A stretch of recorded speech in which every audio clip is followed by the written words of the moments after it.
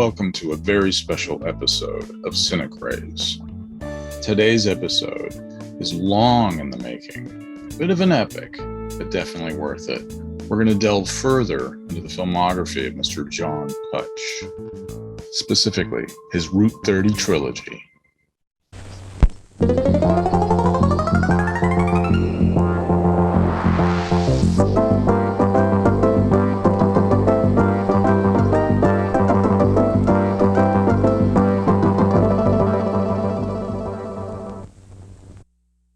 I don't mean to pry or anything, but aren't you Amish? Yeah, so? I miss shaving my legs. Oh. I'm starting a new business, an internet porn site. And I need to come up with some really great fantasy scenes. I told you I am not doing that shit on camera. It's for my business. Did you hear? Arden got attacked by Bigfoot the other day. Bigfoot! Bigfoot! Bigfoot! One of the devil's disciples. If it has anything to do with the devil, maybe we could get Henry to help us. There is no evil in God's perfect world. Therefore, there could be no Bigfoot monster in the forest.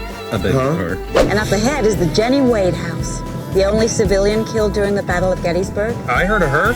She got shot in the ass while she was bent over the stove. It's true, Mandy. I died from complications of being shot in the ass. You can't die from getting shot in the ass. It's physically impossible. Did I ever tell you about the time 10 years ago I was chased down to Route 30 by a cloven-hoofed demon? Maybe it was a deer. Did you ever think of that? Sure wasn't a white woman? Don't you think I'd know if I was chased by a cloven-hoofed demon or not? I wanted to be a singer in the live musicals, but there aren't that many opportunities around here. I bet there are. You should look into that. I would love to see a play someday in the theater with singing in it, like the programs on TV, but live. Believe it, Arden. You have to believe it. Is this theater for rent? Sure it is. You interested?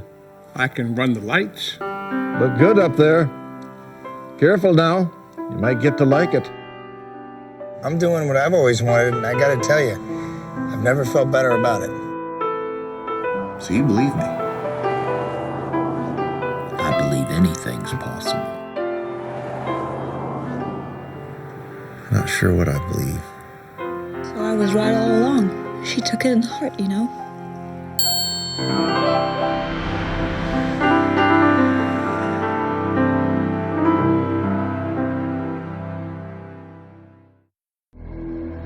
I seen her once on this very road. About the same time of night, too, so it was. Tonka tonka me! A long time ago in an easterly state, Donka ponka chi! the leaves having fallen to their wintry place, a little-known hamlet in this mountainous space was host to great intrigue. What is it? Shh! A mysterious case. I was told of an ancient Indian curse. On a dark country road one November at night, the strangest of strange began to take flight. Well, I ain't never seen a ghost before. It's still not quite certain the events aforementioned, but here's what went down and how it all happened. Oh, dear. Looks like the white woman's got some company.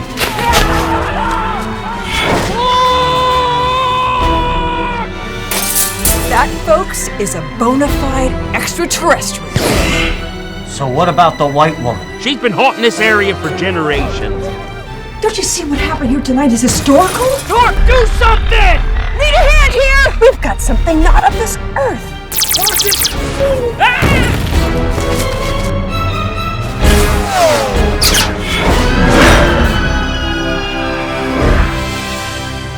Wonder what she wants this time. I'm not done with Chambersburg yet.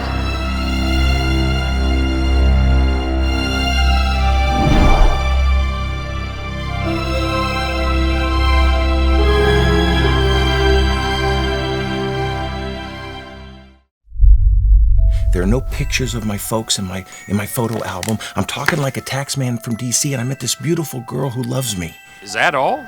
No. I feel smarter. It's time to come back now, Glenn. Back where? And why do you keep calling me Glenn? Because that's your name. Sorry, miss. My name's Torque. It is with heavy hearts that we gather here today to bid farewell to one of our dear friends. Most of you know him as Rotten Egg, but his given name was Walters. How did you pass away? Everyone wants to know. Now, what I'm about to tell you cannot leave this chapel. Somebody's got to know what happened. I heard he was just walking in the woods one day and just dropped dead. That's not what I heard. What'd you hear? There's a guy up on South Mountain. He's a recluse. They call him Hatchet Jack.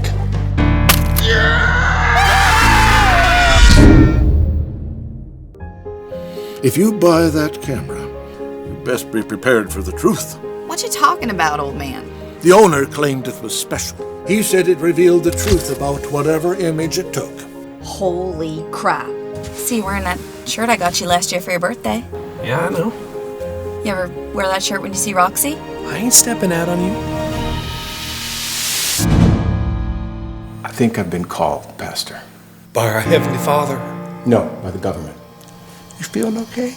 Did you know you were speaking German? Nein! Nein, aufhören! Ich befehle dir aufzuhören! He's losing it, folks! Don't let anybody find out about your secret. You're special, Glenn. You really love a Torque's life? Get your arms in the air, put your hands where I can see them. My memory's a little rocky lately. How's the arm? Having any trouble? I do not have a bionic arm. Don't tell anybody, but I've been seeing him in my dreams.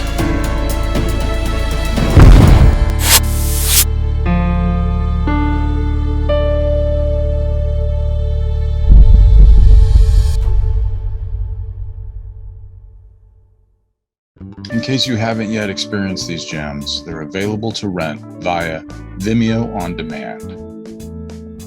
Hopefully, our little retrospective here with the Trilogy's cast and crew will give you a clear sense of just how much fun everyone had and how important these experiences have meant to them.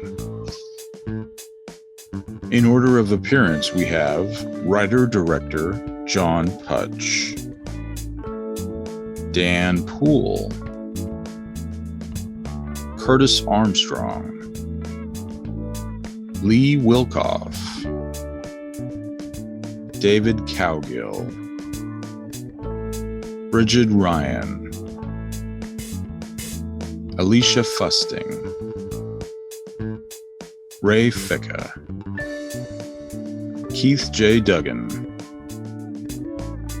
Christine Elise McCarthy, Noah Applebaum, Robert Romanus, Katie Rayle, and a special surprise guest.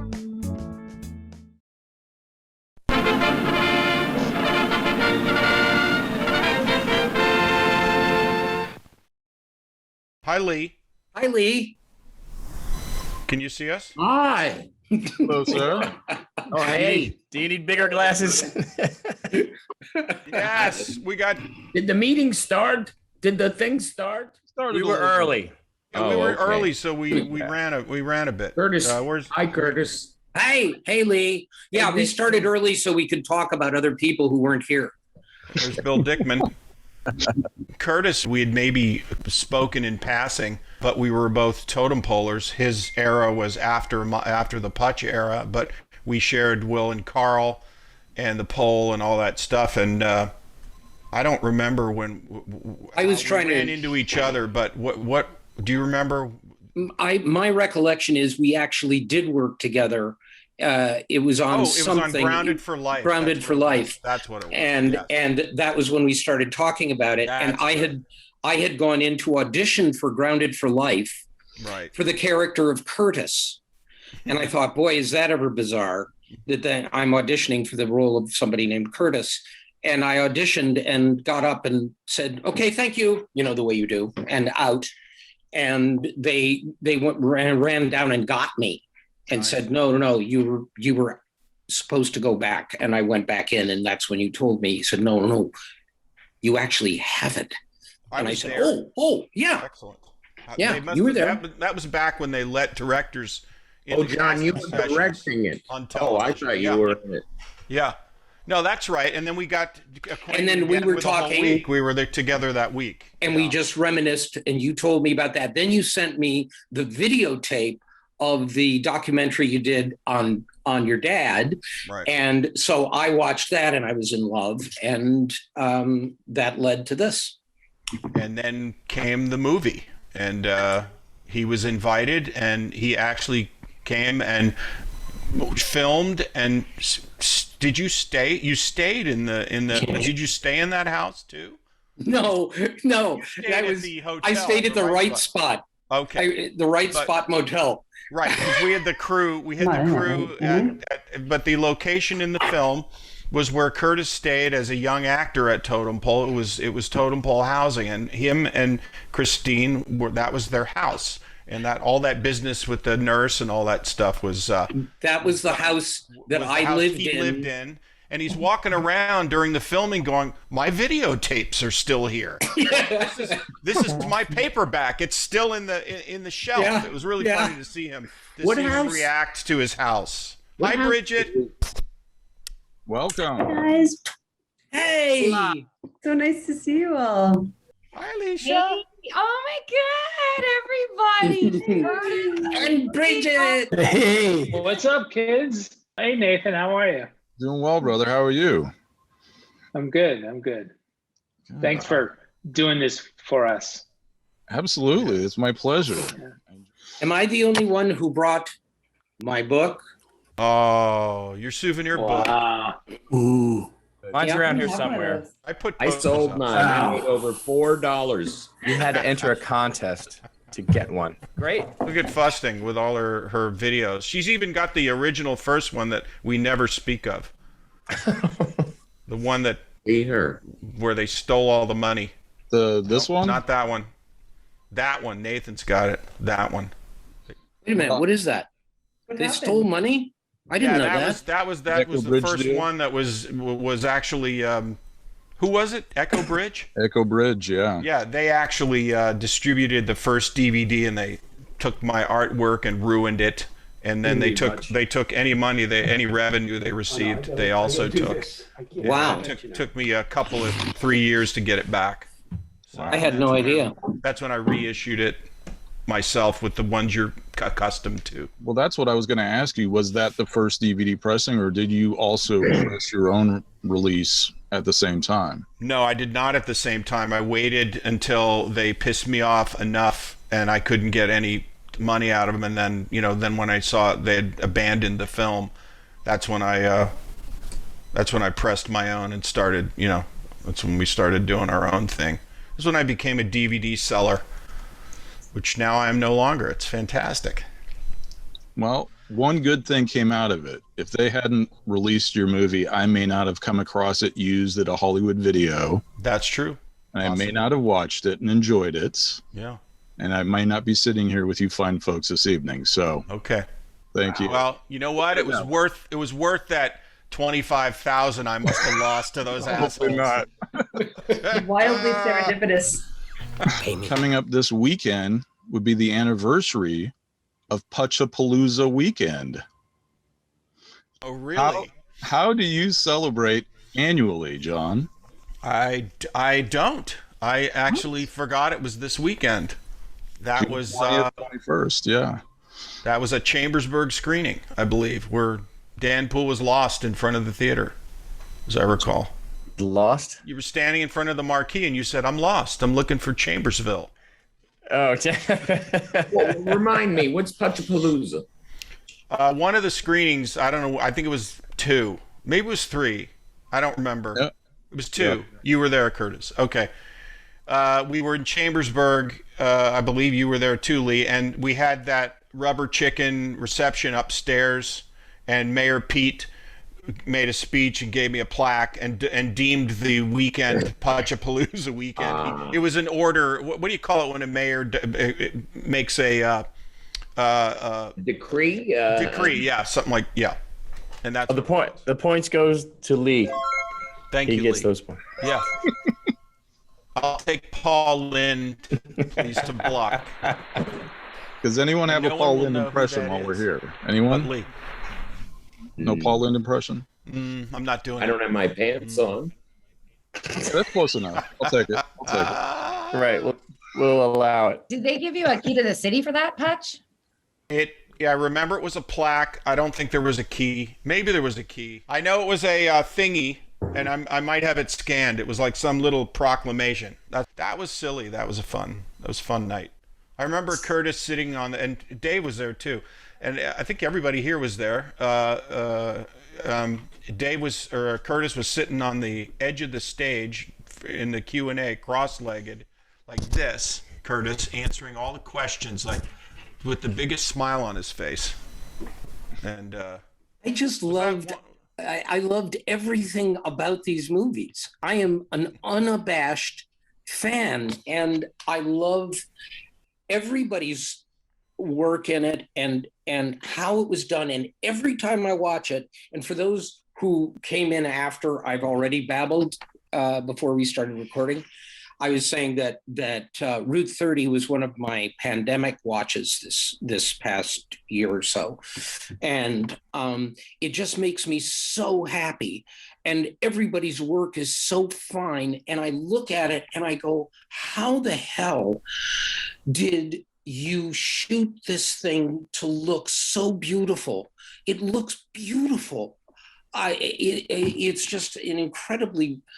It's wonderful, and I have a special affection, obviously not just for Totem Pole, but for Chambersburg and for that area in South Central PA, and so for me, I'd spent a lot of time there before then. I just love it. I love everything about it. I love that you love it, and that's a nice compliment to Mr. Duggan, who had very little to work with each time we made. It's phenomenal. Well, you made sure of that.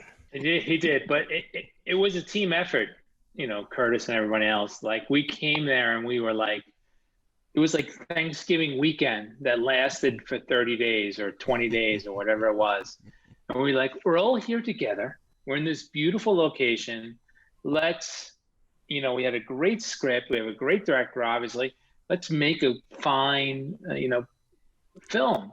And it came so easy. We'd all get up together, we'd have breakfast. Okay, let's go shoot scene 6. All right, great, let's go. Make sure you wear your orange jacket. And we'd all meet out by the van and go. It was, Keith, I'll tell you. Make sure you wear your orange jacket because we don't want to get shot in the woods. Right. The right, deer hunts. exactly. Hey, Keith, I'll tell you my introduction to the production.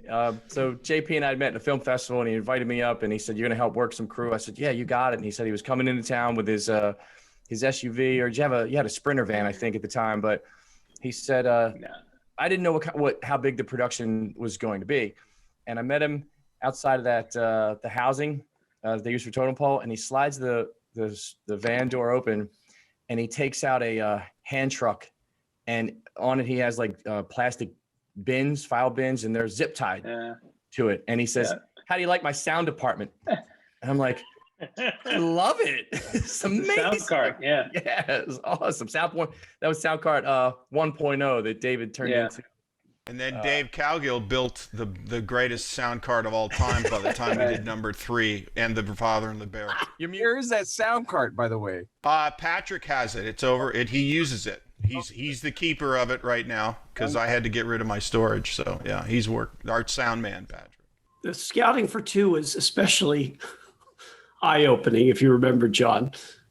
I just remember how cold 2 was. Yes. We were so cold. Yeah. That was so cold. Oh, those nights at Ed's. Oh, my God. Yeah. Huh? Those nights at Ed's especially. You were talking about putting on an orange jacket, and I think when I think back to playing Mary, I think that set the bar for being cold for me in life, because I was so cold that whole time. I was frozen. And I remember everyone putting on their jackets, and I was like, what does that feel like? It was just a eye-opening kind of cold that winter. Because you were wearing basically a deerskin bikini? I was very scantily clad. I was. I was going to say, you and Alicia had to suffer the most during all that. Wow. Yeah. Wait, Ray, do your impression of Lee when he's cold. Okay, we're going to set up the shot so everybody I'm really cold, John. John, I'm really cold right now. Okay, we're everybody quiet. John, I'm cold. Cold, John. That me? John. I'm not feeling very well today, John. I'm just letting you know. It is a very cold day today, John, and we're shooting this movie. He's like the first base coach, this stating the obvious. First statement of it's Tuesday and it is 30 degrees, John. What time of year was that? Was it the cold January? Part 2 was December. And, it was December of 2010, Yep, and right before the holidays. It was the coldest December on record at the time, and it was so cold, Cowgill's eyeballs froze. No kidding. Kind of reiterate what Curtis was saying is I've been on a lot of locations. I've never had as much fun as I've had on any of those films, and especially the first one when I joined, I was like, holy shit, this is how this is supposed to be done. And from that point on, whenever, of course, Putch asked, I said, of course, I'd be happy to, because the first one that I showed up to, and I had a very small part in that, but I never had more fun on a set before, because it was done right, and it was a trickle down. You know, when the person on top is confident and knows what he's doing, everybody else below him kind of falls in place. When the person on top is insecure and upset and mean, everything else follows that as well. And I've never been on a set that was so perfectly timed, so in control, but so much fucking fun. There was never, there was no assholes. No, on any of them. There was no attitude ever. I think that shows in the production. Yeah, the fish smells from the head down. What blew me away was that John wouldn't let anything stop him. He didn't let the cold stop him. Didn't let rain stop him. I would get up and think, oh shit, it's raining today. We're probably going to can it. And I'd ask him, and he'd look at me like I'm insane. It's like, what are you talking about? It's like the sun, it's lit out. I'm like, what about the rain? He goes, all right. Well, it's the rainy scene. Yeah, exactly. We'll just move that scene underneath that porch over there, and we're good to go. Or in the barn, you and Cowgill, when it was snowing, we had to move you inside that barn. So yeah, and that turned out great. Which was a brilliant scene, right? It was great. Silhouette.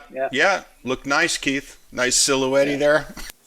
It still blew me away, the fact that I think a lot of people would have scrambled just because of the curveball, and the weather. But JP, no. Well, you know what? I've changed a lot. If that were to happen today, I would find some way for us all to just go into some warm room and sit around and shoot the shit, and then figure out how to get the shot later.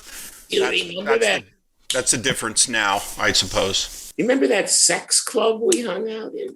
Yeah, that was what Ray was. Can we talk about that? Because somebody found their baseball coach in one of the pictures.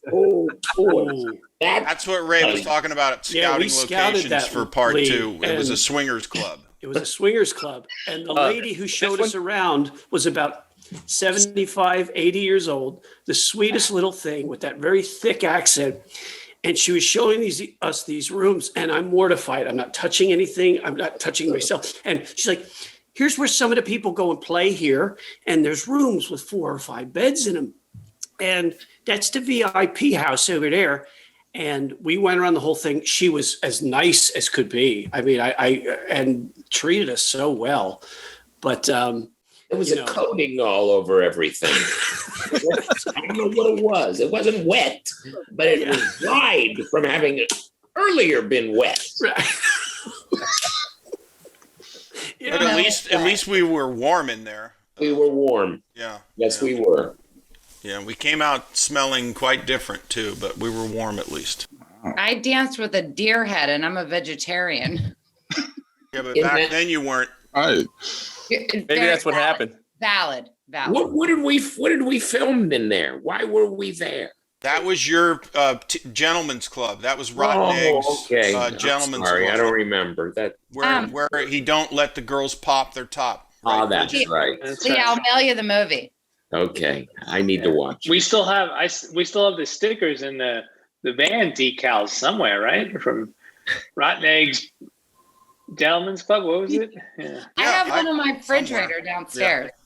I have the door skin somewhere. I know where it is. It's magnetized to the side of my water heater in my garage in LA. That's where it is. John, who hooked you up with the Gentlemen's Club? Was it? Oh, it was Mr. Ed. Mr. Ed. Yeah. I believe he Coming brought through. it. May he rest in Bless peace. him, but shocker. He knew it. May he rest in peace. I bet May he he rest in spent some peace, but time he there. got us some really good locations. He would love to have been here tonight, really. Yeah. For sure. He would have loved seeing you guys. Ed, what do you think of this back lot of Universal? It's really neat. It really is, to see the back part of it. It's, especially when you do as many movies as I see him do, and I've seen this movie. Would you like to have something like this parked out in front of the store in Cortana? This would be a great set for year-round, and in the wintertime it would even be better. But take all those damn Christmas trees down and put this up there, and I can play the Grinch. I see it. It's a different world. It truly is a different world. Hi, I'm Jamie Rose. I played Dot in Route 32 and G-Woman in the final film of the Route 30 trilogy. I'm so sorry I can't be with you all tonight. I had such a magnificent time shooting in Pennsylvania. I know all of us in the collective did. I want to thank John Putch for writing these amazingly zany, charming characters. And I'd like to give a special shout out to our Mr. Ed. Thank you for the laughs and the love and the peanuts, wherever you are. Well, I hope you all enjoy tonight and have an, as G-Woman would say, awesome time. Ed sold more movies than anyone. Yeah. Yep. Yeah. Oh, here comes Dickman. Oh, love it. Oh. There What it has is. Dickman got? What is it? Local man son. Brings down. It's a movie prop. Now, do you have the snow globe? Let's see a snow globe, guys. I do. Now, that would be impressive. My bedroom. You know what? Curtis? No? I just last week finally threw away my Mr. Ed snow globe because it was sitting right here, right on my desk. It has been here ever since, and it has been leaking steadily for about a year. We're gonna have And to every get once in into a while, I'd mop up, what all of this oil, and there was no way to refill it. And finally, it got to the point where I had to let it go. But I knew I was going back. Yes. And which I'm doing in 2 weeks. And when I do, the first thing I'm going to do is go to Mr. Ed's and get myself a new snow globe. And mine, my kids touched mine so much that they touched the signature off the bottom of it, but you can still see remnants of the signature. Oh, Dickman's got one. Brigid, yours looks a little yellow. It's a little yellow, guys. It's a little yellow. Made a trip cross country, hon. Yeah. Yeah, it went a really long distance. Like I need another one of these. What is up, Route 30 Collective? Over to the totem pole. Kevin M. Horton here, a.k.a. Cletus. No, Brenda, I'm not stepping out on you.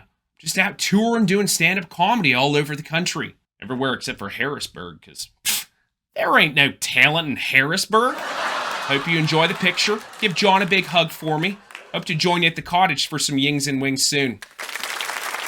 See yins later. There was a film festival in my hometown of Oxford, Ohio. And it was like in its first or second year or something like that. And Putch brought Mojave there and gave his fuck Hollywood rant as kind of like an aside. A seminar. Yeah.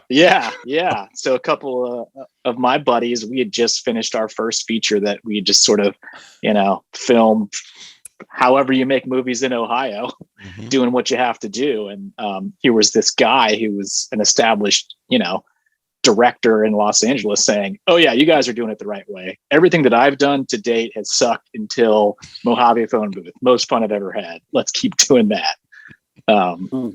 So there was just a little bit of that synergy out of the gate, which was awesome. And then obviously I was thrilled to get a call a few years later to join the merry band of pranksters and jump on for Route 32. Chicky was supposed to speak Italian, and I knew that Apples spent time in, where were you? Brazil or Argentina? Costa Rica. Costa Rica, yeah. And he knew Spanish for some reason. So Chicky became a Spanish speaking character, and we were able to retain that joke, of him, the night the aliens landed under Mr. Ed's elephant, that he started speaking Spanish. That's really funny. Yeah, it came out really came out funny. And he's get some of the biggest laughs in that movie. Sí, los dulces están ensartando sobre los hilos elásticos. Su esposo se puede llevarlo todo el día y después usted se puede mascarlos por la noche. ¿Me entiende? Así. We got a few jokes in with the subtitles too. Así es, Dickman. Es un pichazo de elefantes. We got to take advantage of subtitle humor as well. Lee, how far back do you and John go? And did you know him while working on Eleanor, First Lady of the World? No. Did I know him then? No, I didn't know him. Eleanor, First Lady of the World I played, I think, a reporter, and John's mother, Jean, played Eleanor Roosevelt. And I didn't know John then. Do you know what year that came out, Nathan? I believe it was 83. 82. 82? John, did I know you? I didn't know you then. The answer is we didn't know each other then, but we didn't know each other then. We met in the mid-'80s. Mid-'80s. And then Lee worked on a short film that I did called The Walter Ego. And he played Walter Reardon, and that's where we met and started doing stuff. Yeah. And we spent, with the love affair began and continues, and that's a long time. No, it's a long time. We've known each other a long time. And then when Rotten Egg, when I knew I was doing Route 30 and planning on the movie and writing it, I knew he had to play Rotten Egg. There was just no way around it. And I had specific people in mind for these parts when I wrote them. And it's one of the great gifts. Everybody here. Seriously, one of the great gifts of my and the great thing, storied career. And then Lee went and studied the accent with Michael Tucker. Michael Tucker, who's from Baltimore, is he not? I think he's from Baltimore, but he doesn't really have that accent unless he puts it on. I heard him do it in Diner. It was very Diner first. Diner preceded Tin Men. He was in both. He had a huge part in Tin Men. Yeah. Well, it was really heavy, and I knew him vaguely through somebody, and I got in touch with him, and we worked on my lines together. And it was great. And, some great sound bites from Rotten Egg in that film, the first one. Boy, don't you know if I'd been chased by a cloven-hoofed demon or not?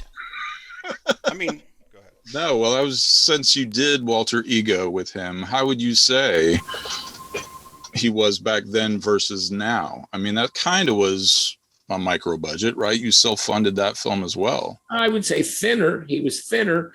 Aside from that, so was I. No, John has always been, at least my experience, so patient.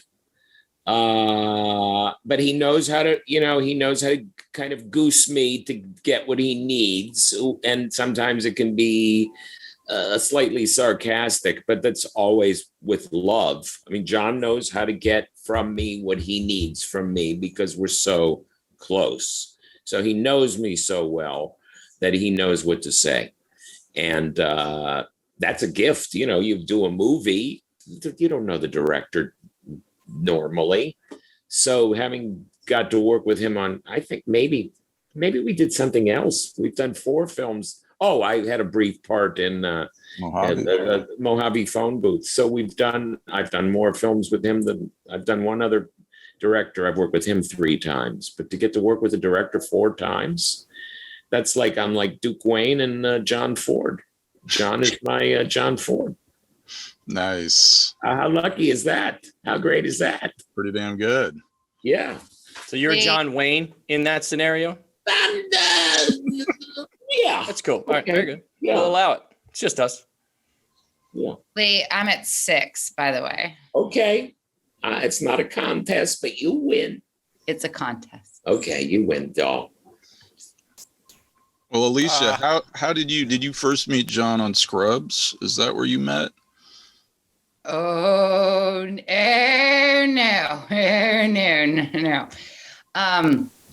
Funny. Putch and I grew up very, very close to each other in Pennsylvania, but we didn't know each other then. We randomly went to the same Christmas party on the second floor of Timmy Nolan's, and I'm sitting there. I was invited by a friend, and I didn't know anybody there. And I get stuck sitting next to this guy, which completely changed my life. So I'm sitting there, and I'm like, hey, I'm Alicia. He's like, yeah, John. I was like, cool. And he's making small talk because him and I are just kind of sitting there. I don't know anybody. And he I think registered that. And he's like, so where are you from? I'm like, Pennsylvania. And he's like, where? I'm like, Amish country, middle of nowhere. Trust me, you won't know. And he goes, try me. I went, St. Thomas. He goes, Fayetteville. I was like, what? And then he goes, well, what are you doing here? Why are you in LA? And I was like, I want to be an actress. And he's like, well, why do you want to be an actress? I said, well, I saw my first play, at the Totem Pole Playhouse. And he was like, what? He's like, that was my parents' company. And I'm sitting next to this guy in Burbank on the second floor of Timmy Nolan's, randomly showing up at this Christmas party where I knew no one, where my whole goal was to go there because some guy was like, oh yeah, I have another friend I'll introduce you to. Maybe I'll help you get a SAG card, right? And I'm sitting there and this guy and I hit it off. We're like, what? We live so close to each other. That was his family's theater, Totem Pole, Summer Stock Theater. It was the first time I saw a play. That's why I wanted to become an actress when I was 11. So we start having these talks and then he's like, well, what are you doing now? We keep in touch then. And he tells me he's doing this movie in Pennsylvania, where we live. And I said, look, I'll work for free. I don't care. I want to be a part of this. This is my hometown. I love everything about you. I'm in. Moving forward. And then, and then he slid, as Putch says, slid me in. So I played Dan Poole's wife. I was just doing PA work on the first one. Then he slid me in as Dan Poole's wife as well and got me on camera, which was awesome. And then the second and third one, he gave me bigger roles and also made me an associate producer on the third one. And then Father and the Bear, which was awesome because I know the locals, so I could get them geared in, and we found locations together. And I referred to Alicia as my executive assistant on the first movie just for fun because I used to see that credit on movies and I never understood what it was. So I adopted the executive assistant title for Alicia, and then with each movie she just became so invaluable and did a lot of the work that I didn't want to do and I was grateful for. And she's, did basically what a first AD would do and a UPM and a, associate producer. So that's where, and it'd be weird doing it without her. And coincidentally, that person that put us together at that Christmas party also put Keith Duggan and I together because it is the guy who wrote and produced Bachelor Man, which is where I met Keith. So. That was the freelancers Christmas party we had. That's we used right. to have these Christmas parties in LA for people who were not originally from LA, and we used to all get together just to put people together. And there it was. It happened right then. There we were, and that's what was his name? That was Rodney. Remember Rodney? Rodney. Yeah, Rodney Lee Conover. Yeah, sure. And that's how I met Keith, and that's how I met Alicia. Pretty fun. And we've never been in. Whenever John would say, okay, we're going back to Chambersburg or Pennsylvania, Von Fusting is always there, you know what I mean? Well, Alicia's always there. And which is great because, I know her mom, I know her family, I know everybody there. Yeah. And, we used her family's house. We used her dad's truck. We ate lunch. Several locations were provided by the Von Fusting family. It was fantastic. Yeah, and I wouldn't just have Alicia come work on the movie just as a a PA and not put her in it, because that's part of the manifesto. You can't just be doing one thing on these things. You gotta have a hyphen it. And I have like an actress standing there, like I gotta put her in there and use her. Do something, yeah. Yeah. So I mean, that's just. I've never read And I was grateful, and What's that? my first scene doing That's it, right. like I had this awesome scene with Curtis, Christine Elise, and Dan Poole as my husband, and I'm like doing this, and Putch is like, do a spit take, and that was like my moment. That was my moment that catapulted me into 2 and 3 for bigger roles. Like I really knocked that spit take line out of the park. Copy that, Tiger. And that was Great so scene. we did a lot of alternate jokes for you, I believe, at the table too. You may know he did that film, Nuts About Dick. He wrote that. He wrote that film, Nuts About Dick. He wrote that film, Where Do You Swing That Thing? Have you seen it? No, what? I know, I lost it. Hey, watch where you swing that. He wrote, Hey, Watch Where You Swing That Thing. He wrote that movie, Hey, Watch Where You Swing That Thing. Really? What do you... Hey! And most of them I was just making up to see if I could crack you up, but it was fun. Yeah, that was fun Dan's stuff. hilarious Very in that much. film too. Yeah, Dan Poole with blonde hair back then. Oh yeah. And I love how you sneak the scripts over a couple days later, and then you just run across the yard, sheepishly. Oh, speaking of Christine, here she is. What? There you go. Yes. All right.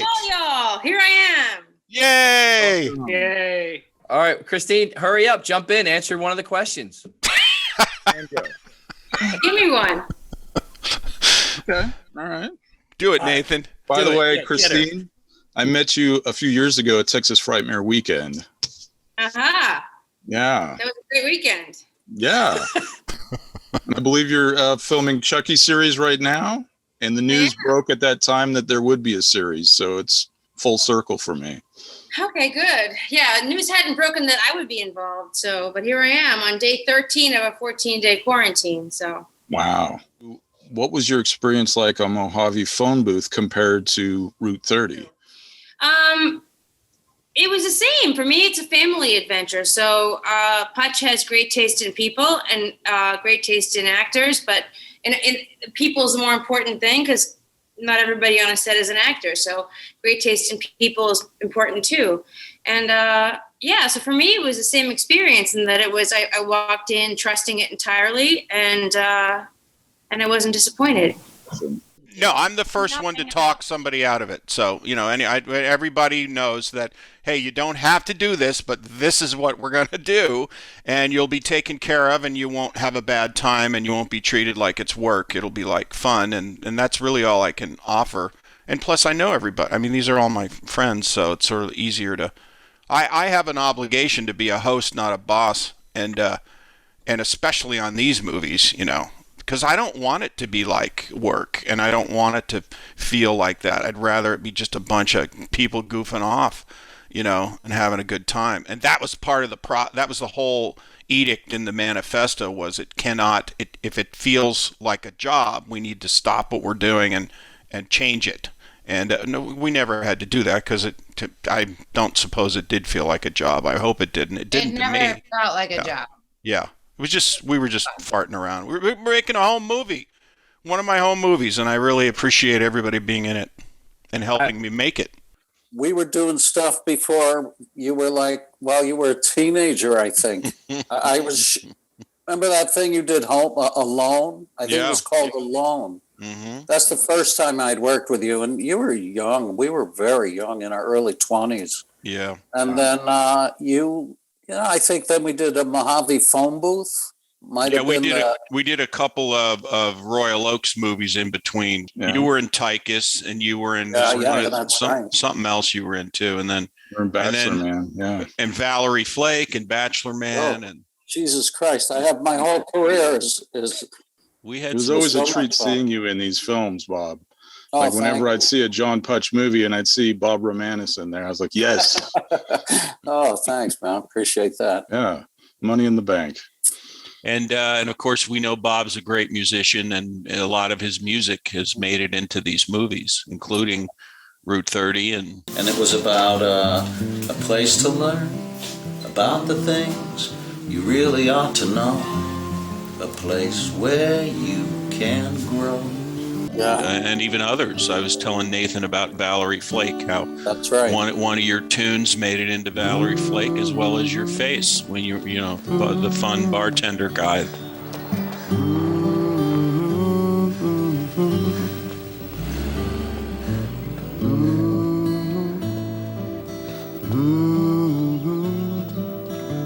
Aren't you gonna check on your sister? So the difference between the two for you, Bob, you were a local in number one, and then you played the Dick the alien hunter in number two. Any favorites there? I don't have a favorite, John, because honestly, to be with, to make a movie with your friends is something very special. There's so much pressure when you're on doing a film with people you don't know, but when you're working with people that you know, it just is a good time. And the material was light and fun, and hanging out with Cowgill and Rotten Egg. I mean, with Lee, they're so much. There's such a good energy. I don't know what to say about having a favorite. Not even really. It's all favorite, yeah. Hey everybody, just sending you love from Vancouver. Sorry I couldn't be there for the screening of Route 30, but thank you so much for all your wonderful support and huge love. Have such fond memories of these films, and have a great night from Agent Nat. Nathan, I had blonde hair in the first one because I was trying my hand at sci-fi action indie film, and when I got on the set of Route 30, I don't know, maybe a week in, I said, JP, what's it like to shoot a comedy? Because I just been doing like superhero stuff. And he goes, it's a party. And I was like, yeah, it kind of is, man. This is really cool. I'll never forget him saying that. It's like, it's a party, man. It's hard to hear when you're eating pretzels. You can't make a movie when you eat pretzels because you're crunching. And you can't hear what anyone's saying because there's so much noise in your head from the crunching. Cooper, can you grab that silk? I'll get it. What do you need? Don't worry about it. What? What? I need a lens. Lens. What? You got to work with Robert Romanus, and I'm a huge fan of Bad Medicine. So that was my a lot God. of fun to see that. Yeah. Yeah, it was wonderful. It was great. We were in Spain for spring and part of a summer. In Madrid and in the south of Spain. And that was how I got to know him. And he was the only person I knew, the only actor that I'd actually worked with on this. But yeah, it's wonderful. It's amazing you even remember Bad Medicine. That's another one of those. Movie. Oh, sure. Ones. Yeah. Right here. Got it right Major. Here. There it is. Brigid, how far back did you know that you were related to John? And how long did you know it before you auditioned for Route 32? Well, growing up, my grandmother, her name was Grace. She pronounced it Putch. That's how they pronounced it. So she used to say, when she found out I wanted to be an actor, and I guess I was like 12, and she would say like, oh, you've got some cousins out there. I think, you have some family that are actors and directors, something. And I would kind of say, oh, that's kind of cool. And, it was just kind of pounding the pavement and doing what I was doing. And then one day, one of my friends called me and said, I have this audition. I have to do a Pittsburgh accent. And she said, could you help me just coach me through this accent? And I was like, sure.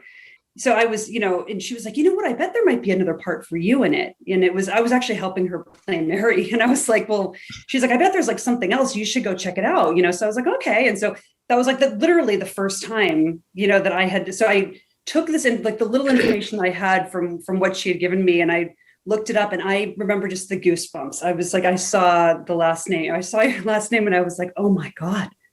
I was like floored because I said, oh my God, this has to be my cousin. So I start looking and I'm like, oh my God, this is like, who else is Putch? No, of course it's Putch now. And that's, my dad's always like, it's Putch, you know?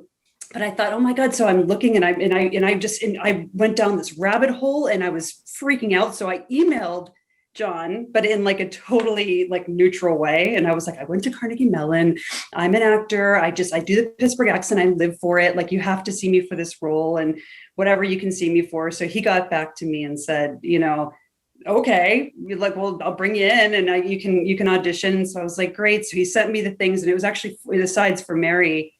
And I didn't say anything. I just totally went just full Pittsburgh and just, I was like, I can't let him know I'm his cousin because he'll never bring me in. I don't know what it was for me, but it was such a funny thing. So I worked so hard on it and I got in there and I remember just in the room after I'd done it, I felt like I really sort of nailed the audition. And then I was like, by the way, I'm your cousin. I just kind of just like, it was like it just kind of came out of me. And what a funny moment. He was like, I'm sorry, what?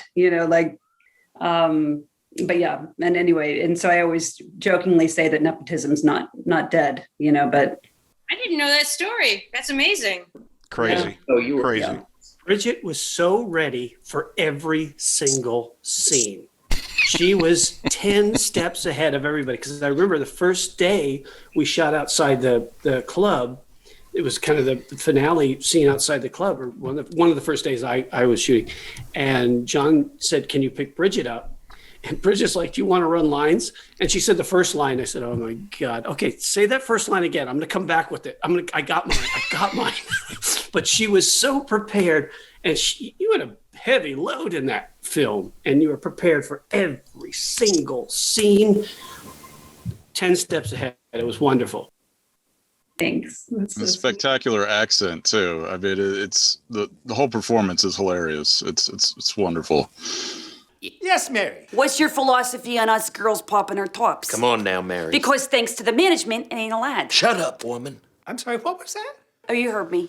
No pop toppy. No poppy?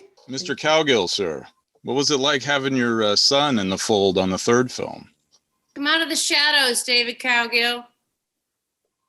You're muted.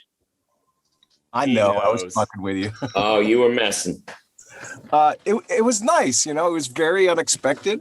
And when he got the invitation, he was like, I don't know. And I go, come. I go, drop what you're doing and come. Do not hesitate. And I'm so glad we did. We got really close on the shoot, but he loved it. He was like, is this his first set he'd ever been on? He's not an actor. Wow. He was like, oh my God, is this what you've been doing your whole life? Is this how you've been making a living? I was like, not even close. Not even close. I go, this is special. This is different.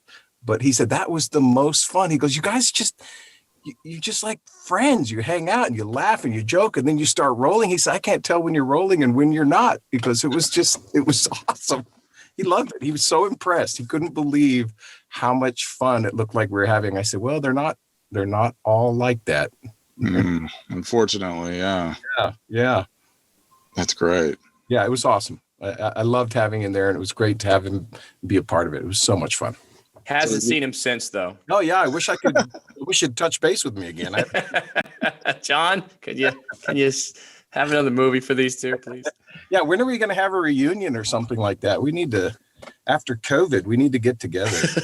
Yeah. So speaking of screenings, Ray, you've hosted a couple, have you not? At the Totem Pole?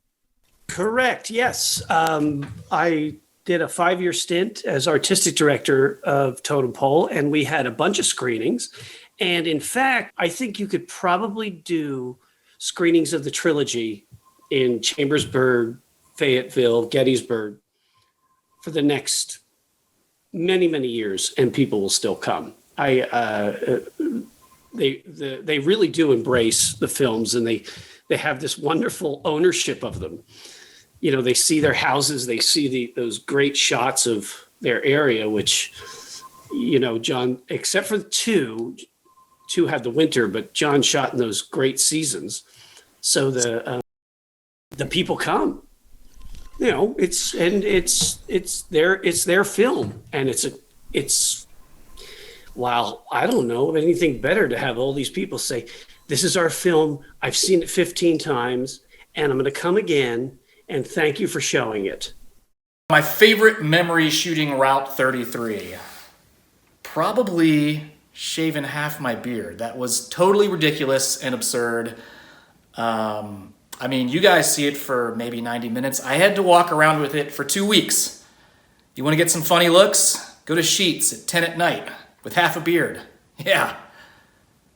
Or just go to Sheets at 10 at night. Probably get the same looks. Whoa! Wow, surprise. Wow, that's cool. Hi, Katie. Hi. Hi. It's and Katie Rayle. When the auditions for Mean Mary in part 2 were done, Katie was one of the only online auditions that came in from New York. And so she read for Mary and did a great job and was actually wearing almost the identical Halloween costume that we ended up using in the film. And when Brigid got the part, I contacted Katie and said, we're doing this down in PA. Would you want to come down and just meet some nice people and get to know some people and get to be part of the group in this, thankless role of Cousin Trudy, who drives up at the end and hugs Brigid and, who's been looking for her the whole time. And she said yes, she would. So she came down and became bonded to everybody. And then part 3 came, and there was something for her to do more in that, and that's how she came to us, and we love her. Yeah. Even though I got brought in late to the party as Trudy, the only thing I can say is in developing Trudy, and I became deeply fascinated. I am deeply fascinated that Putch is so good at being so interested in human beings and what's interesting about them, that when you show up to these movies that he makes, you're not really working, and it's some kind of other layer of like show business DNA that he just has in the fabric of himself, that he knows how to do that. Like I remember he was like, well, I have this role, it's like written for you and like it's perfect, and then I get it and he's like, it's like Trudy is goth. And I was like, what? Like, no. But he was like, no, you don't play goth. Like, trust me. And just a level of trust that I don't know, I think is really rare and special. You guys remember when we shot the scene by the alien spaceship? I think almost everybody here had to be there. And we shot the one side, and then when we did the reverse, it snowed. Mm-hmm. And it just kept snowing. And John just went, and everybody looked at John. He went, turn it back around. And we had to shoot the other side again to match the snow. Even I wouldn't have let that go. That one was one I just could not explain away. Right. Had to do it. I apologized. So your resignation was just hilarious. You're just like, God. We had like 8 of you standing in a clump and 2 cameras pointing, trying to cover everybody, and it was freezing, and Duggan's fingers were frozen. I was hugging Dave Cowgill just to stay warm. But it made us go really fast, and we did everything in one take, and Bob's your uncle. It pretty, turned out okay. Turned out great. Even if I come in, my feather's frozen solid, and I can't feel my eyes. You had a big crane. No, we got the tree company to come and bring the bucket truck where they trim trees. And look who's here. Holy shit. Get ready to not say a word for the next 10 minutes. Here he comes. Where is he? Yes. What kind of intro? Everybody's going to talk for 10 minutes. Everybody gets to Julia, my wife. Hi, Julia.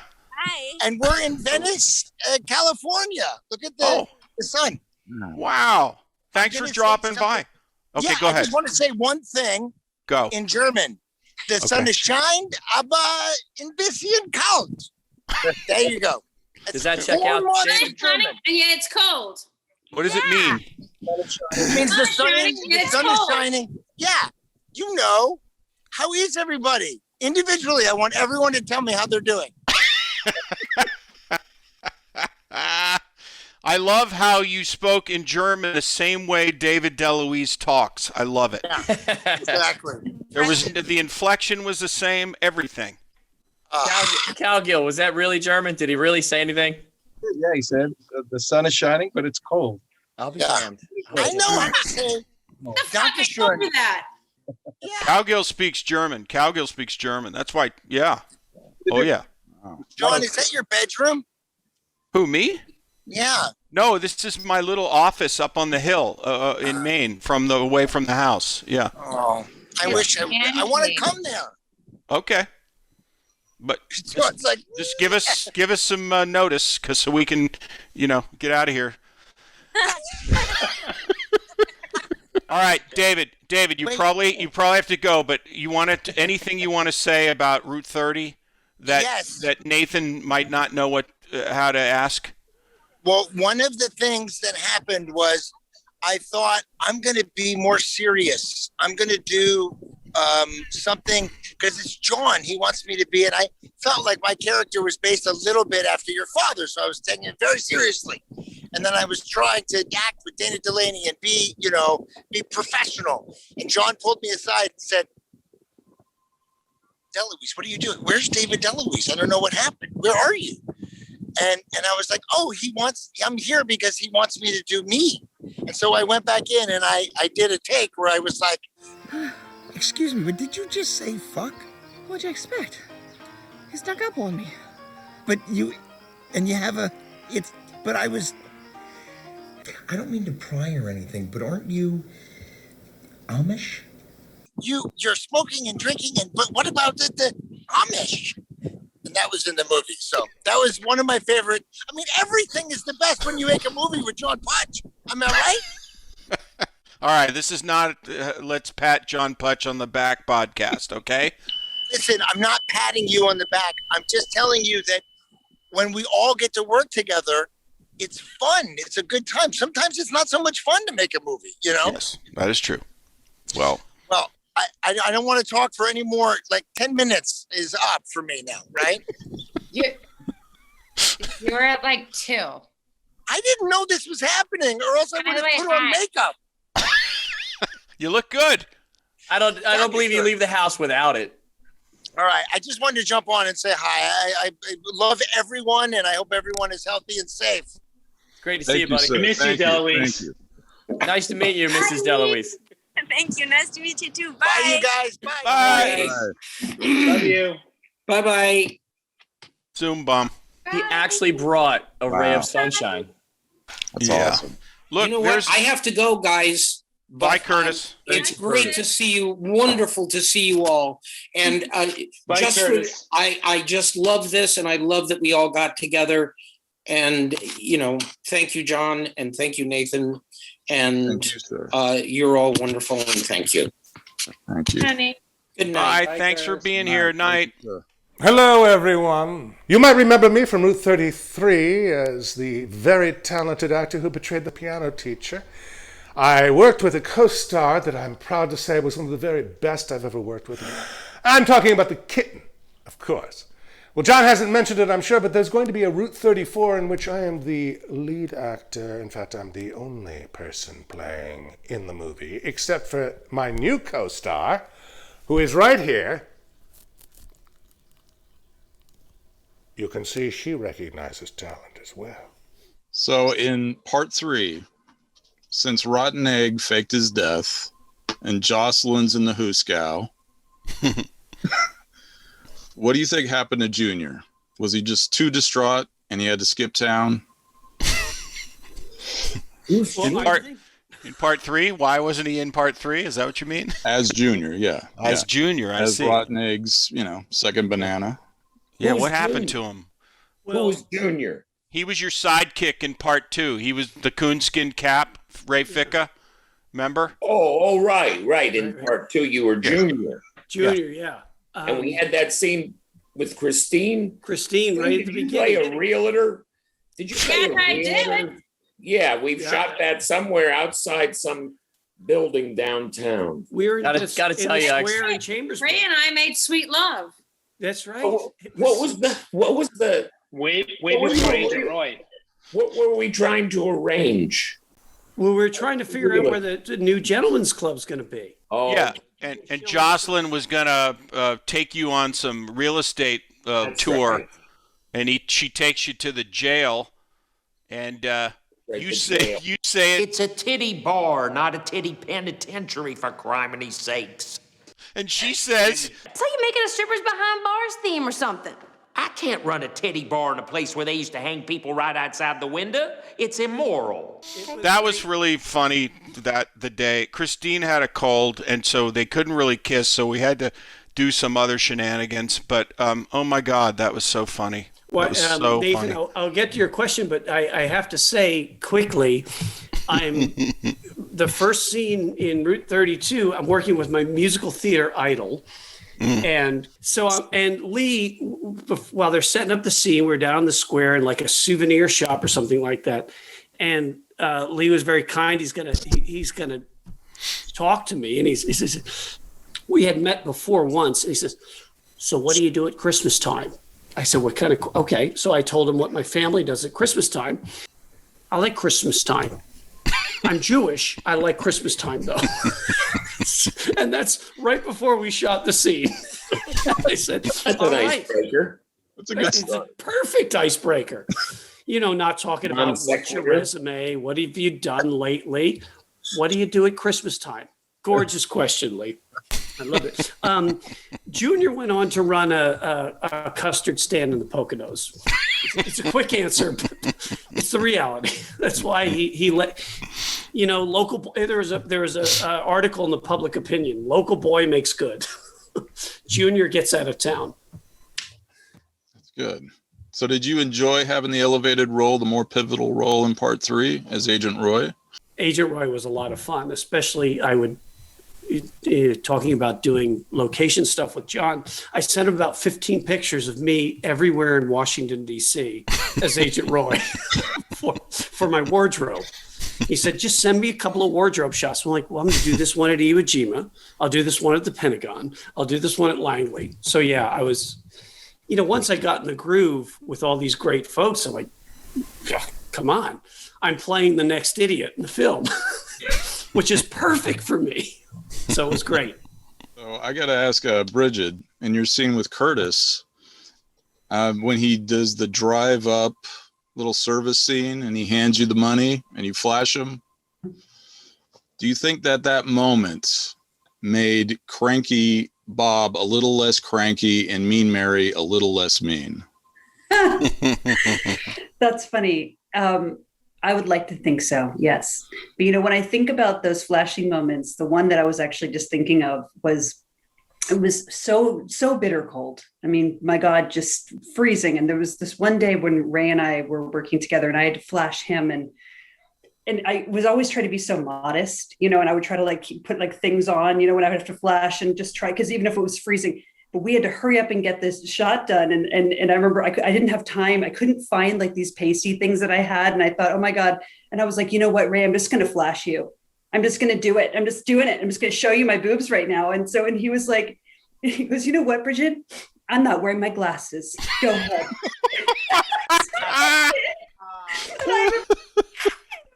Doing it, and it felt so good just to be like, here we are, just get this scene done. It was a very funny memory for me. Cute.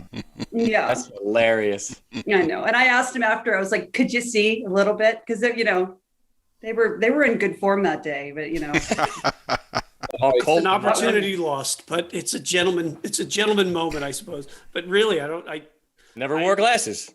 I gotta wear glasses. No. That made me laugh. Oh. Yeah.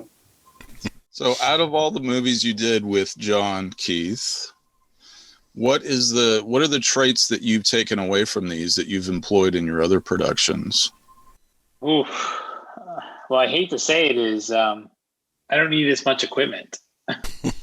You could do it for less, and I've definitely moved forward in other projects I've worked on and done things with less, because you don't need them. Let's capture the moment and fill in, give them a little key light and capture the moment. Let's just make sure we could photograph this scene and see the people, see their expressions and what they're doing. But let's not try to change the atmosphere. And I brought that through countless jobs now, Today is we're going to do a little casual tech scout. And for those of you who don't know what a tech scout is, we go to each location that we are able to gain access to and walk around and stare at things and point and do a lot of this and a lot of that and a lot of this and there's a whole lot of pointing, and like motioning that happens on a tech scout. It's very important to know how you're going to motion and point and check watches and scratch chins when you shoot the movie, especially a low-budget movie like this. I will say this about you, Duggan. When I was there on that porch with Natalie Bolt. Natalie, yeah, that was a great scene. And I was like, I just don't look good looking down like this. So and I tend to as an actor, I'm shy naturally. So I tend to pull my chin into my neck and do this kind of thing. I go, it doesn't look good. If I do that, tell me to stop doing that. And you fucking did every time. I'm so grateful to you. You're like, girl, chin up. Chin. So I was very grateful for your taking me seriously and saying, keep your chin up out of your fucking neck, old lady. So I bust your balls because I love you.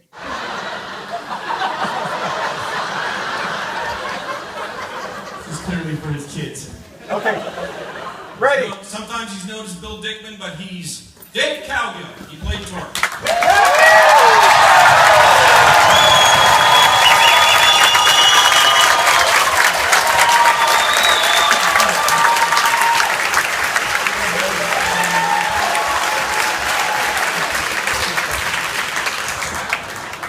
So, David, got to ask you, how did you envision your character going from the first film to where he ends up in the third film? Had you any inkling how this could have ended up?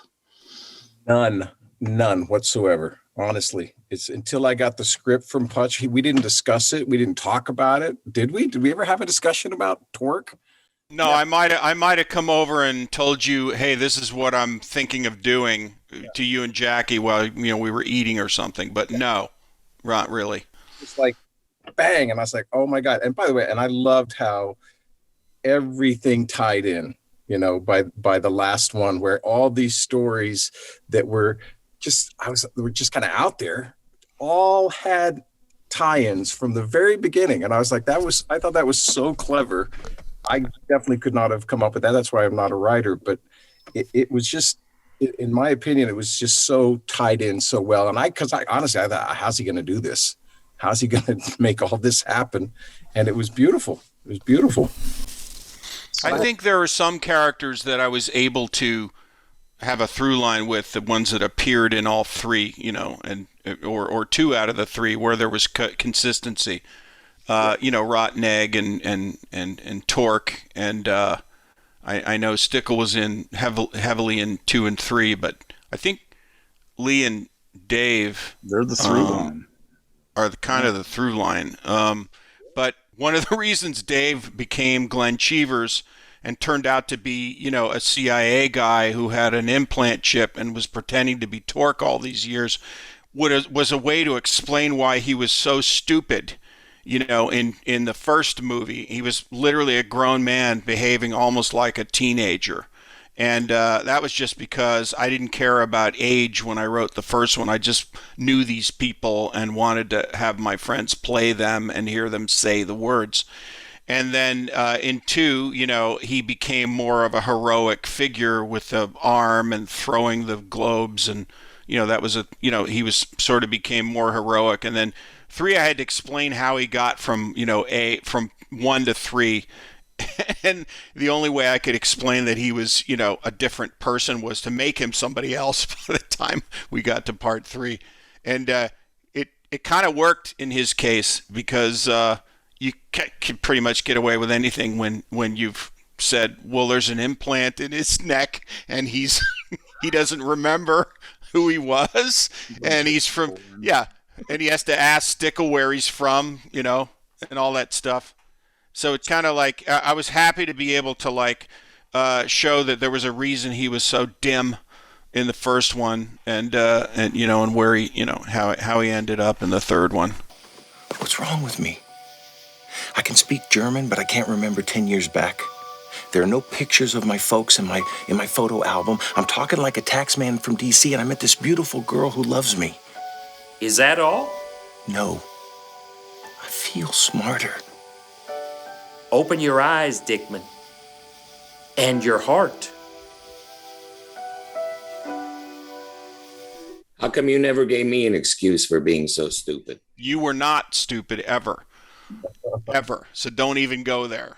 Rotten Egg took us through a world of P.T. Barnum-esque schemes throughout all three movies, and then orchestrated his disappearance in part 3. I mean, it was just ridiculous. Is that what I did? I had no idea. You did. It's the PA sub-regional auditions for America's Got Talent, and I intend to win that pig. I intend to win that pig. I intend to win that pig. I don't sit around like you guys letting my life pass me by. I make crap happen. Always had crap going on. Oh my gosh! And then singing on the Totem Pole stage. Yeah, and then I was just kind of acting. Ultimately singing. I've given you sunshine. I've given you dirt. You've given me nothing but heartache and hurt. I'm begging you sweetly. I'm down on my knees. Oh, please grow for me.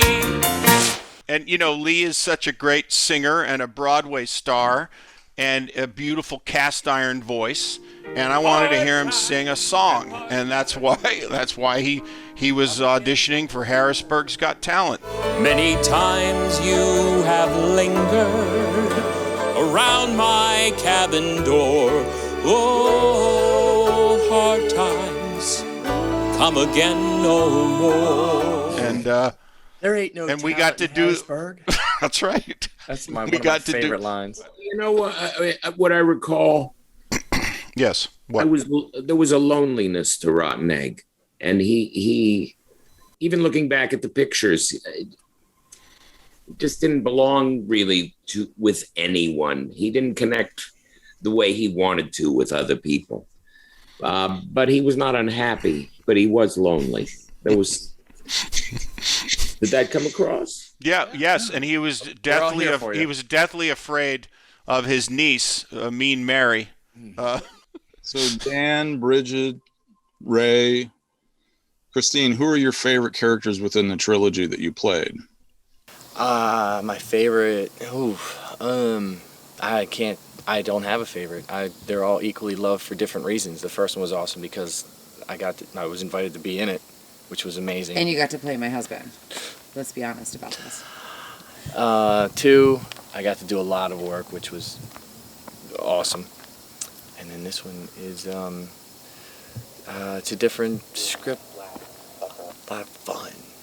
I think that the locations are, I don't know, for some reason I feel like they're bigger and better.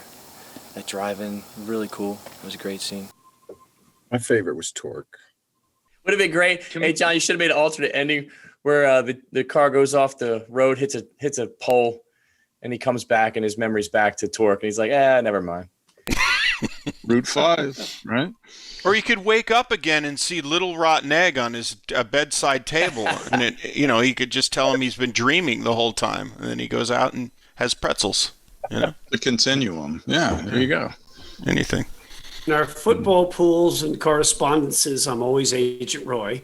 Have a lot of affection for Agent Roy, but love Junior too, especially when I did my first scene with Lee and Christine as Junior. John said to me, "A little less Lenny," as a reference to from Of Mice and Men. Of Mice and Men, Okay. A little less Lenny. Okay. So, you like Lee said, you love them all. What you looking at? You want to make out? Junior's a rotten egg sidekick, and he's always trying to get it right, whether with the ladies, with rotten egg. Good move, Dickman. with business. Well, I might be interested in some commercial property of my own.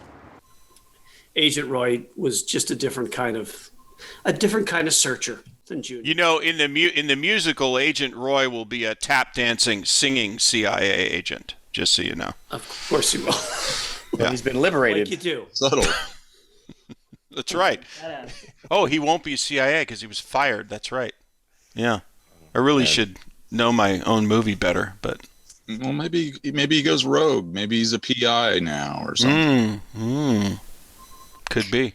I would say June for me because June is so different from anything else I've ever done and so not in my comfort zone. So that's fun. And I didn't feel upset with the result. So it's hard to like do things.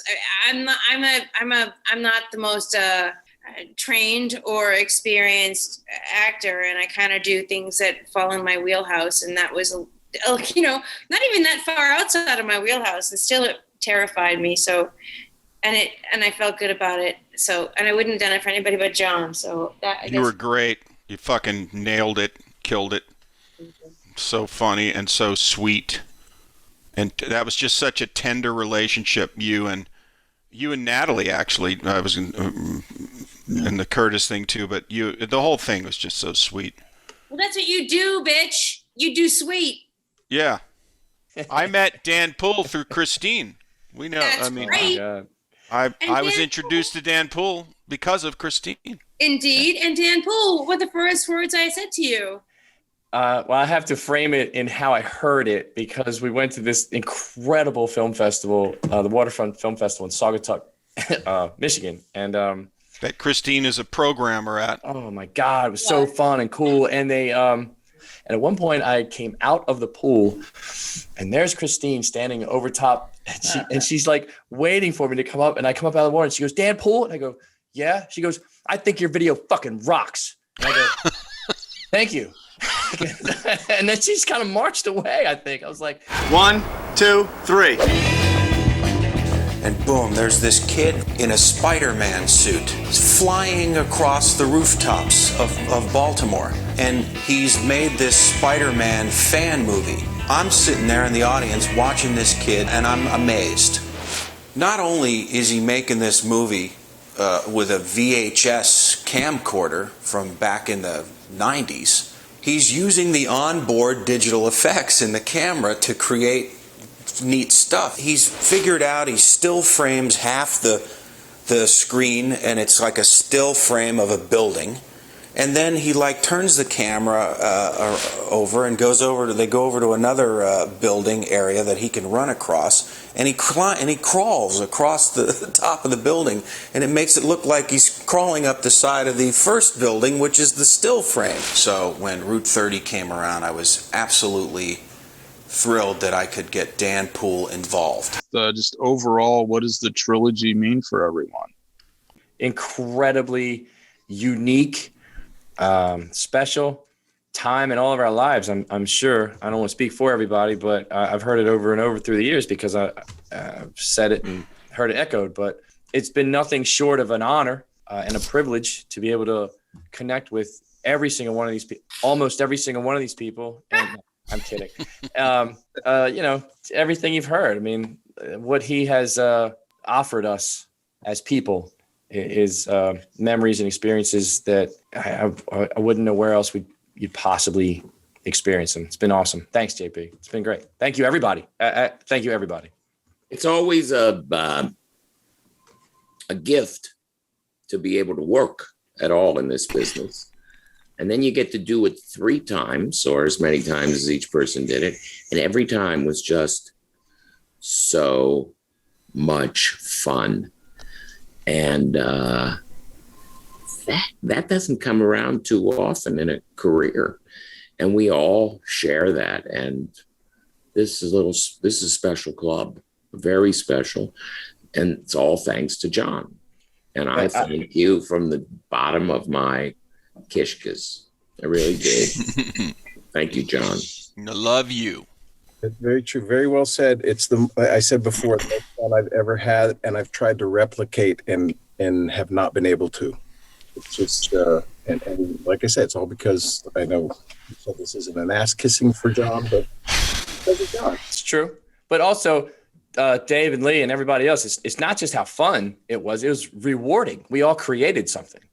That's, I think we miss saying it. We're feeling it when we say it was a party and we had fun, but we were doing something. You know, we have something to look back on and share with people. It's really cool that we created something and had the fun doing it. It's impossible to replicate because John is not some newbie filmmaker that just like decided at 20, you know, and out of college, I'm going to be a filmmaker and I'm going to make them for no money with 8 people.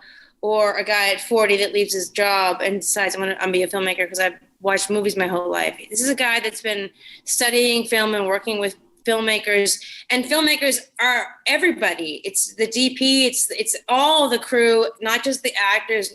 It's everybody that makes it work. And you have to really be a great study of people that you get along with, but also talent to know how to pull just 8 people out of the world and have them come and work in Pennsylvania and to do this sort of little art project that feels like a family reunion. And it comes out good. It comes out good because John knows the fuck he's doing, and everybody he pulls from their little places, they know what they're doing too. There's not just some like dilettante bullshit, like I want to make a film and you make the lemonade. It's art. It's fucking art. And I think that because it feels like fun, you like Dan said, you can't dismiss that it's art, and it wouldn't. We go to parties all the time, but art doesn't come from them. So that's what this is. That's how John's world is different. Art comes out of it, and it's fun still. Before I met John, I spent, I guess it was 20 some years of my life being so tunnel vision on working every stage possible in the Washington, D.C. area and in the regions wherever they would have me. So I had that and my acting school. And then when I did the Route 30 films, what I learned was create your own stuff. Maybe I should teach my students to take a step back and create your own stuff. Get your talented friends together who know what they're doing, have your shit together, and create something that's yours. And that's my biggest takeaway professionally from the Route 30 trilogy. And my favorite takeaway is all the people I've met. It's a highlight. It's really a highlight. You know, like I can say over and over again, making movies with your friends is not like making movies in Hollywood. And it's very rare that you can, you know, that you're having a great time while you're making movies, you know, and the whole experience and learning about John and how he grew up there in this place. And these are the stories and these are the folklore and all that stuff is all part of the Route 30 experience. And being a part of that is something I feel is very special. We caught lightning in a bottle. And that's very rare. So to be able to do that, especially in the indie filmmaking world, and keep this kind of group of folks together that really enjoy each other's company, really enjoy the material, really enjoy working together. I mean, it really is just kind of one of those magical experiences that I wouldn't say I took it for granted in the beginning, but you know, looking back after almost 10 years, it's a huge part of my life that I'm super proud of, and I still have great relationships with a lot of the people that were involved. That's kind of what it's all about. Or even being in a big hit, honestly, you know, and being in a hit movie, it's fun, it's nice, you know, but being able to have this experience is something totally different, something else, you know. I want to say, I think what does mean to me, the trilogy? Well, it allowed me to freely create, make decisions, and do, you know, paint the painting, as it were, without somebody telling me what to do or how to do it or why aren't I doing it. And so number one, it was that. And number two was like, I love that it's a place to gather with a bunch of people that I respect and admire and do something fun together, hopefully. And if no one sees it, that's okay. If 500 people see it, great. And in our case, more, maybe 5 to 10,000 people have only witnessed or seen these movies or know anything about it, and that is just great. I don't feel it diminishes its importance in my life and anyone else who seems to get it. And I love that whatever this leave behind is with these movies, I am so proud to have made them, even if no one's ever heard of them or will ever see them. It is so important to me, and I like looking at it years later and thinking about what kind of boy or man I was at the time making them, and what kind of person I have become since then. And it's all just old guy looking back kind of thing at this moment. But I love that it happened, and I love that that it happened with you people, and that's what it means to me. It's kind of just, I like it. It's comforting. John, thank you. You made us all friends. Yes. Like, how would I be friends with everybody in this picture? Fun and randomly. Awesome. Yeah. Oh, I just think it's fascinating that Nathan hasn't really told us what he thinks of the movies. Oh, I dig them. I dig them. He's an objective viewer. Yeah. I've never set foot in Pennsylvania, so I could come to it from a different perspective. No pretense about it. It's just a fun time, and it's like you're hanging out with your old friends. They're not vanity pieces at all. Right, exactly. Yeah. I'm glad about that. Very glad about that. That's it, man. Thank you all for joining me this evening. Thank you very much. Yeah, thank you, Nathan. You're the best. Yes, Thanks for getting us all together. So good to see everyone. All right. Same here, man. Great to see Bye, you all. friends.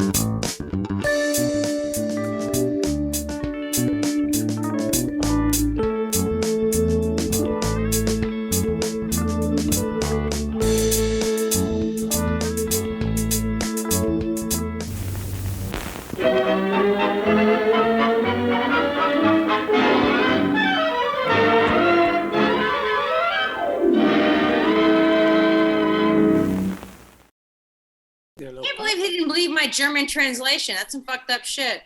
I did German for 4 years in high school. It's a very important note for this podcast. I missed that. I did German for 4 years in high school. I want you to make a very important note of that.